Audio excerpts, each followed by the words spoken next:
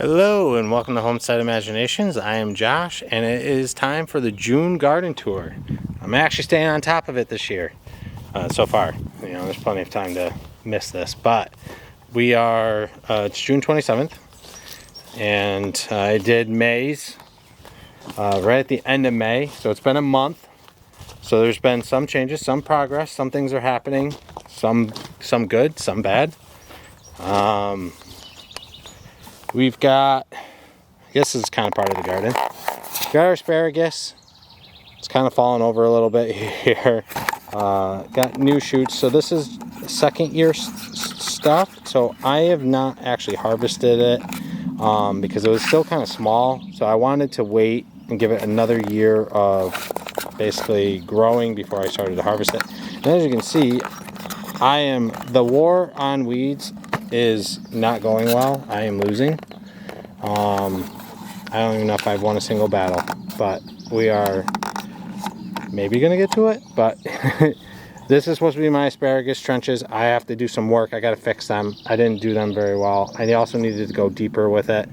I've had some asparagus growing here that died. We've got that, a little patch there. This one I had 3 different varieties, and I was trying to keep them separate so they didn't like take over each other's space. But now it's just like the weeds have taken over because I just can't weed everything. Here we've got our first garden. And things haven't gone very well. The shade cloth really hasn't helped. Things are still bolting. You can see in the back here, that is arugula. The arugula is bolted. I've got spinach in the corner. That's now bolted. I think I might have an idea of like what to do. See, like even that broccoli, like that's bolting. I'm trying to show it. It's hard to see with the. So yeah, like that's bolting. That's starting to flower. So I'm going to be cutting that out. What I saw online was someone was talking about their broccoli. Like I put these out in early April, and during that time, especially here in our zone 5A, we have huge fluctuations. Like we had one week where it was in the 80s in April, in the 80s, beautiful, hot, gorgeous. And then the week before and the week after, back in the 40s. So those huge swings in temperature will cause issues. And I saw online where someone was talking about having issues with their broccoli and bolting, and that they actually wait until like late May to actually plant their broccoli and cauliflower because those huge swings in temperature are over. Things have kind of stabilized, and you won't have those big swings, and they actually do better. So we're going to try that. I thought I was going to be able to put a garden behind my garage, but where the sun is, the sun's right up there. It's right over the house. It's 2 o'clock now, and the sun is still hitting like most of that area behind my garage. Not all of it, but a lot of it. Here's our strawberries. They're doing great. We've harvested maybe 9 to 10 pounds of strawberries. And I froze a ton of it. I got a big old weed here. But we've got our lettuce. We got romaine lettuce here. That's doing good. So I'm happy with the romaine lettuce. It looks like, yeah, it's not looking good for the broccoli. I think everything in here is completely no good for the broccoli. I did plant some new salad bowl lettuce. So those are growing. This salad bowl over here is, I think, starting to bolt. I'll be able to harvest some of the leaves off that before I think it's going to bolt, and hopefully it'll be all right. But so I'm going to try that. I don't know. Otherwise, I might have to set up like a completely different area that's getting a lot more shade, like long-term shade. Not behind my garage is not going to work. I might have to do something serious. So I'll be looking into that in the fall, and maybe even just do that next year. because I'm not able to get lettuce and stuff right now, and the spinach and the arugula, like everything just bolting on me. I am going to try another round and just see if that theory helps with those. I'm probably also going to do a fall garden of broccoli and cauliflower, because we're not going to probably get anything of either one of those. So probably going to do that. This is our potatoes. These are growing fantastic. Pretty much got everything to sprout. There's a little bit, one area where I think 2 or 3 spots that I put in have not done anything.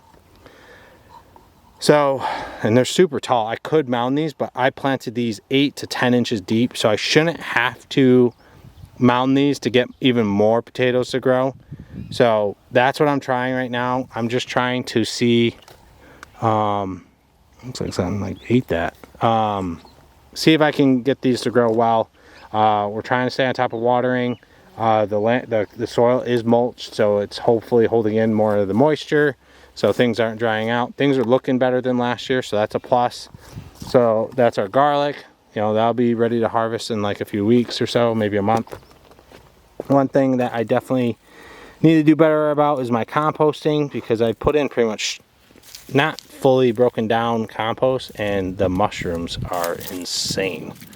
I've got mushrooms galore all over these potatoes and around the garlic, and honestly anywhere it gets any kind of shade, the mushrooms have been just growing like crazy. So it is a tad bit annoying, but I'll work on that as well. Here's our beets. The beets look like they're doing fantastic.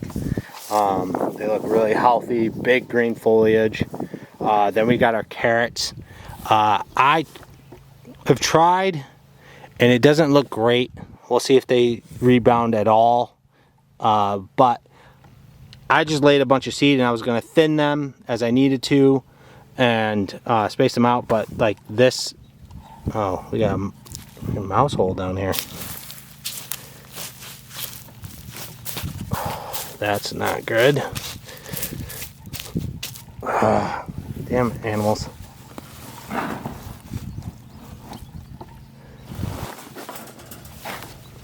Got something's even fur right there. Something got.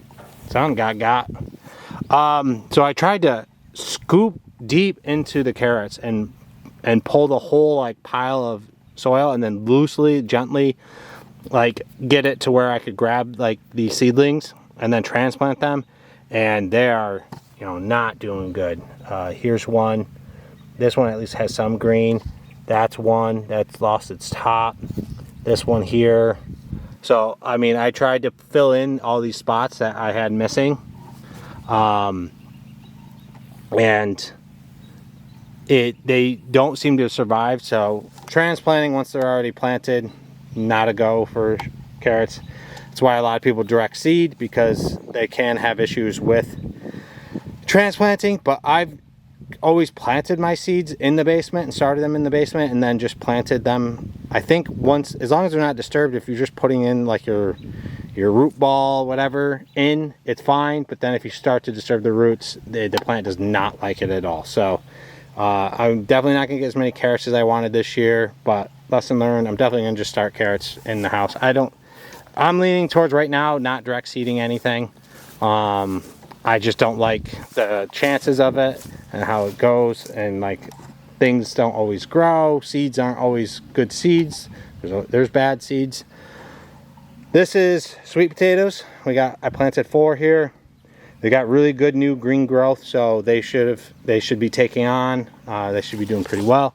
Over here we've got our onions. I've got red burgundy, Walla Walla. I think another kind of yellow. I think there's 2 yellows, but definitely red burgundy and some yellow onions here. They're doing pretty good. Some definitely doing better than others. Obviously, these ones here, this row seems to be struggling, but then as you go in deeper, they're very healthy, very thick. So they're doing good. Over to this garden, I just planted just a couple weeks ago another round of corn. I waited 3 or 4 weeks from when I planted the first round here.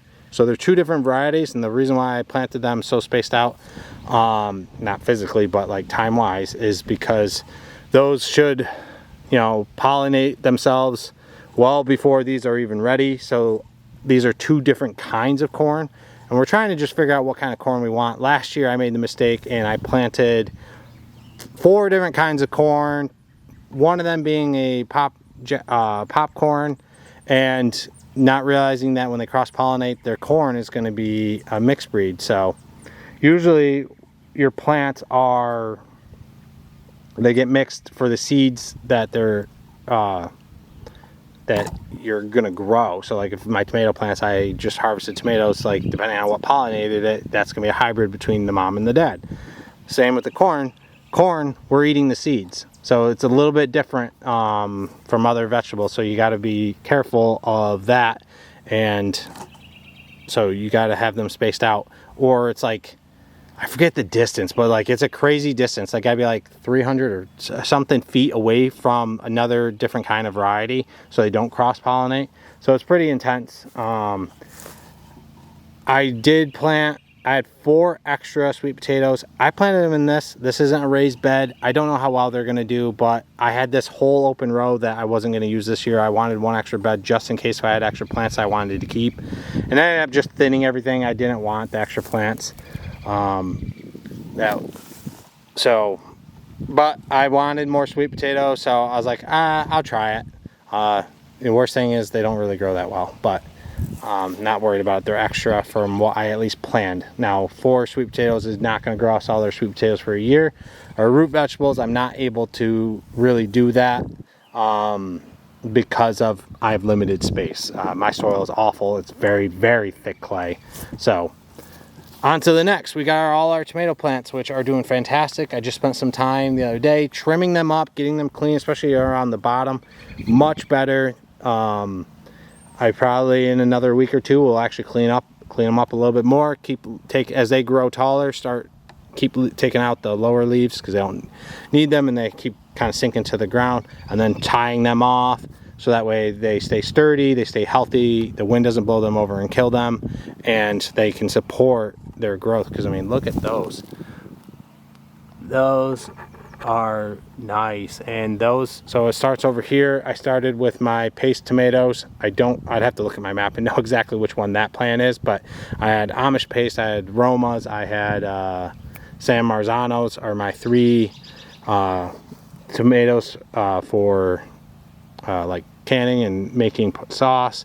And then I've got my slicers going down, and I've got 3 different varieties there. And then I've got my cherry tomatoes, which I don't even know the variety. It's just something that we got from the store, and I collected the seed, and because it's like the perfect size cherry that I like. Then we've got beans. I did have to transplant some because there were some empty spots where some seeds did not germinate at all, even though I planted 2 seeds per hole. I wanted 60 beans. I've got 60 beans pretty much. I mean, some aren't doing the greatest. Let's see, where is it? Right here. Yeah, it's like right there. It's really small. That one's not doing very well. The other ones are all starting to grow. They're definitely taking off. They're not flowering yet, so still got time before I need to harvest. I do have basil in between this rows. I forgot to mention that. I think I have 3 basil, and they're growing right in between. I need to start harvesting the basil leaves because I wanted to get basil leaves as well.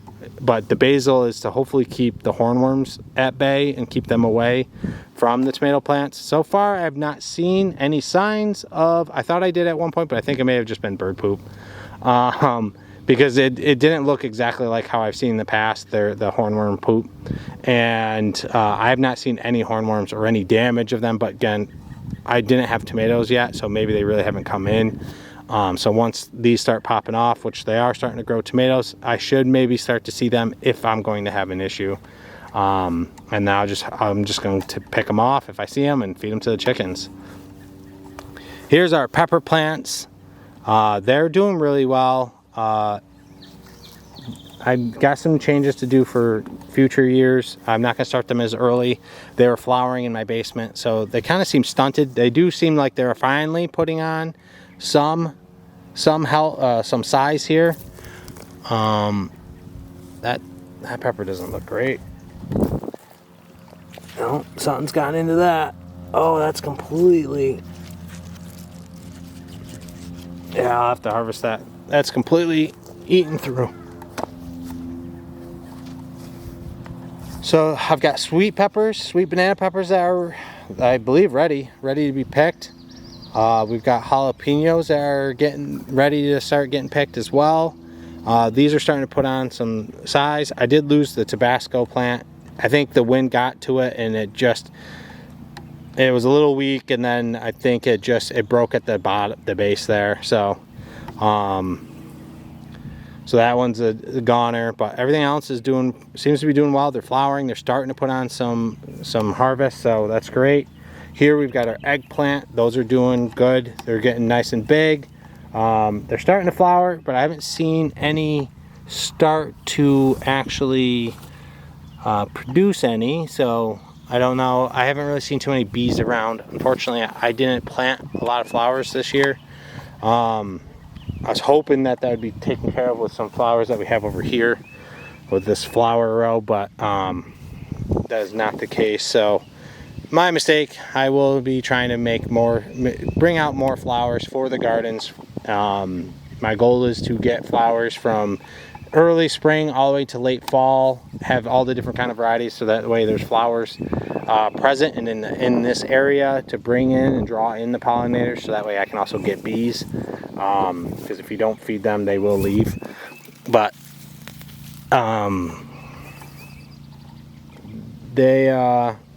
so we'll see if everything else seems to be getting pollinated, so maybe it's not actually ready to actually put out fruit. But then we've got celery here. Those all look to be growing really well. Looking forward to eating celery. Well, not me, I don't really like celery, but my son loves celery, so he's excited, and I'm excited for him. Then I've got some peas, Lincoln peas. I'm just letting them trellis. I'm not even trying to make them trellis or anything. I'm not spending time trellising them. I'm just letting them do their thing. And then we'll go over here, which I'm considering this the garden, because I would normally grow this in the garden, but these are sugar snap peas. So these are growing nice and tall. I'm keeping them trellised. They're starting to actually flower, so we should be starting to get some sugar snap peas very soon.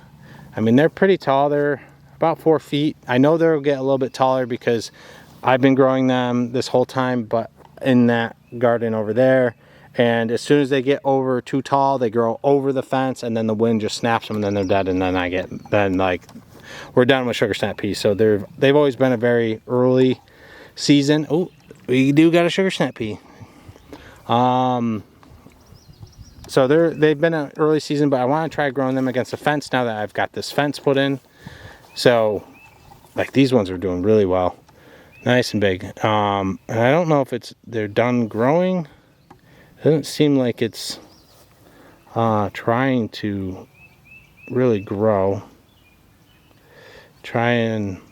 These I've been actually coming out and trying to make sure that if I see them and they're not attached or anything, I will try and like hook them on. But like even this doesn't seem like it's trying to really grasp on. That's all like kind of bound up on itself, so I don't know what happened there. But these are doing really well. I'm happy. They're doing their thing. I definitely didn't get as many as I wanted, so I did direct sow these as well. These did okay though, so I might just keep these. And I think I did one seed per. I did not try doing two because I didn't want to have to worry about thinning them. I also planted like this from the corner all the way to here. I planted all the peas that I could, so I figured that was plenty. If any didn't sprout up, which there were some areas that are a little bare, that'd be fine. So we got those.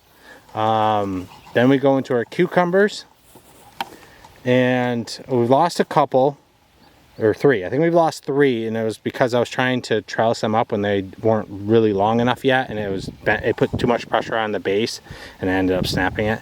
But we do got cucumbers starting to grow. There's one there. We got one down here, and I am trying to keep this area, like I don't want vines growing out into here, because this is my mow area.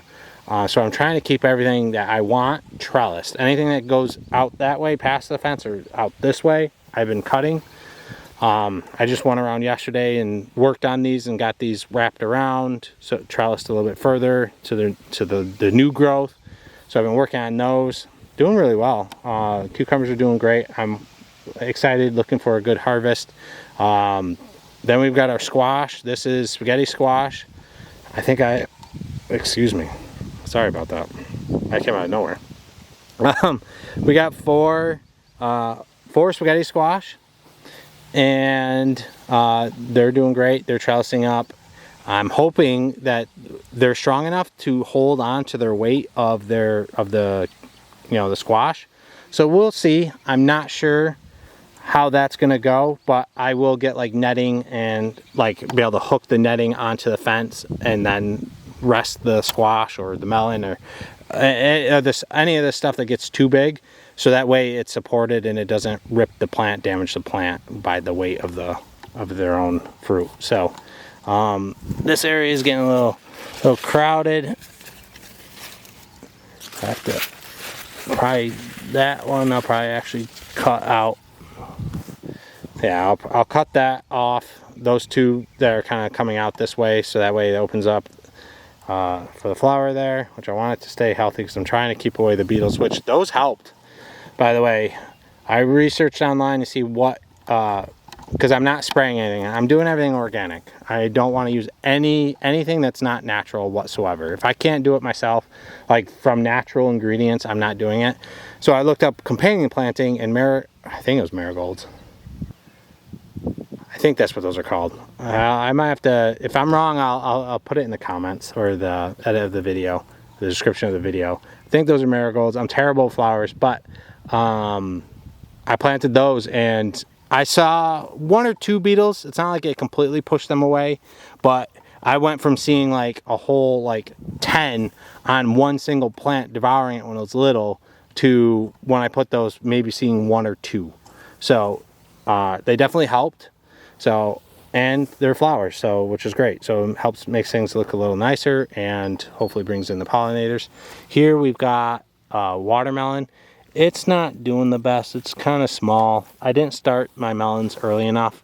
So lesson learned, I need to start my melons a little bit sooner.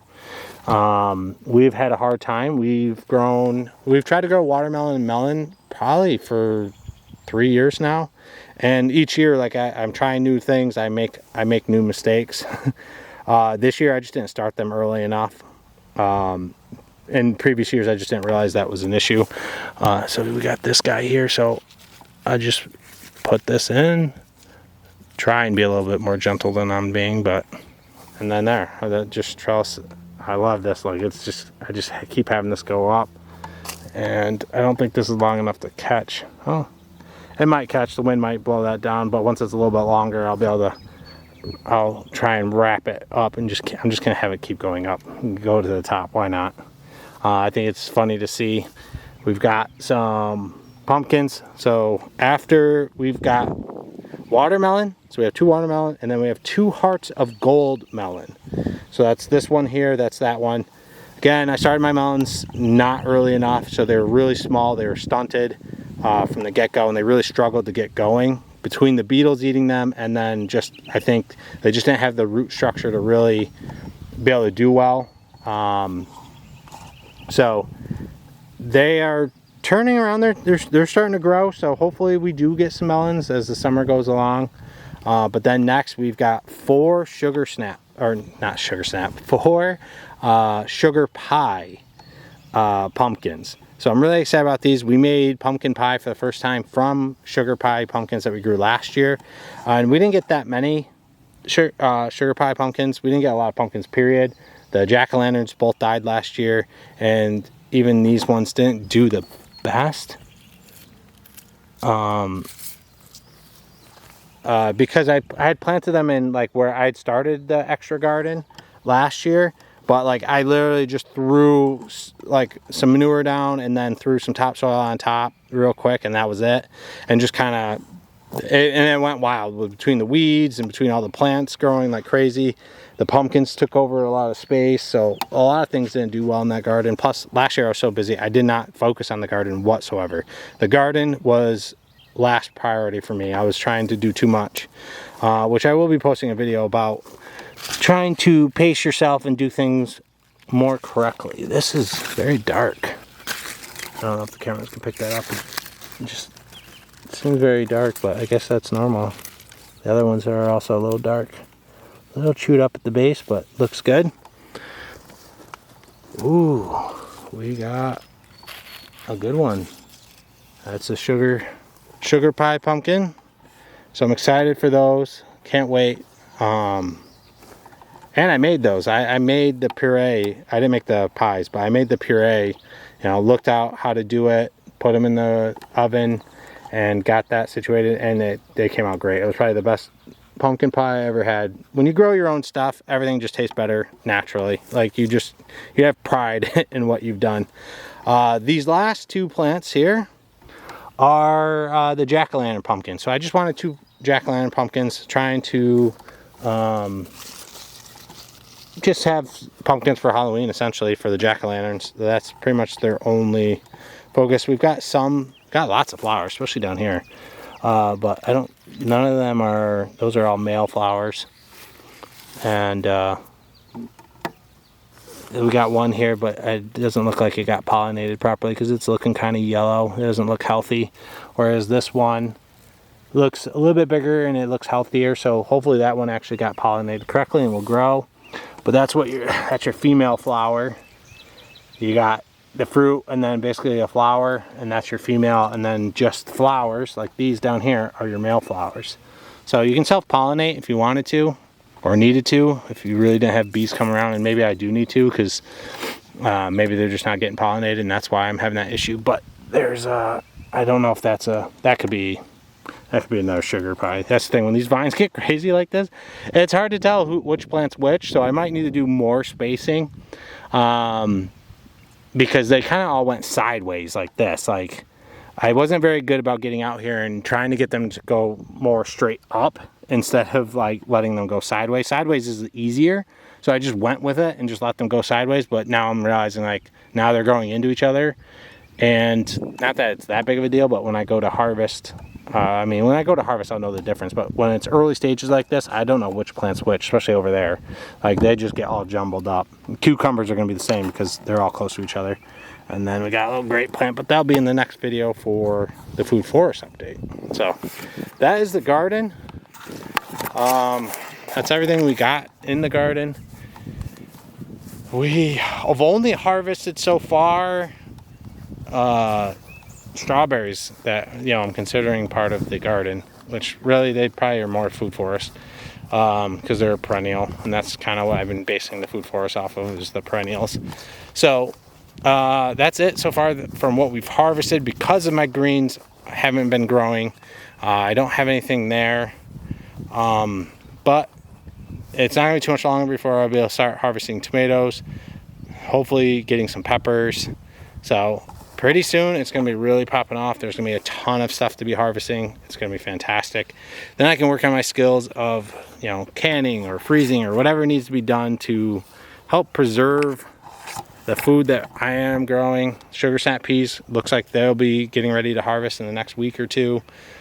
So that's exciting. I'm sure the celery is going to be getting pretty close to actually harvest as well. So things are starting to really kick off. I'm doing better in the garden. I'm spending more time out here. I am coming out here and trying to weed and keep the weeds at bay, at least these areas. And also keeping an eye on the plants, trellising the ones I need to, trellising the tomatoes when I need to, checking on health of the plants and everything. So I am trying to actually spend time in the garden, which I did not do last year. So that's obviously going to make a huge help. The more time you're in the garden, the more you're going to see any issues, anything that you could save and make a difference and impact and change its course of life. And also get your harvest on a timely manner. We harvested so many beans last year that we ended up throwing away because they were so big, they were bulging, so they weren't very good. But this video is about to end. Didn't realize the time. Thank you for watching this June's garden tour. Can't wait for July. We really should have a lot to show off and talk about any harvesting that we've done. And thank you for the support. I greatly appreciate it. Thank you so much. It's going to help the dream come true. I will catch you guys next time. Keep the imagination rolling. Bye-bye.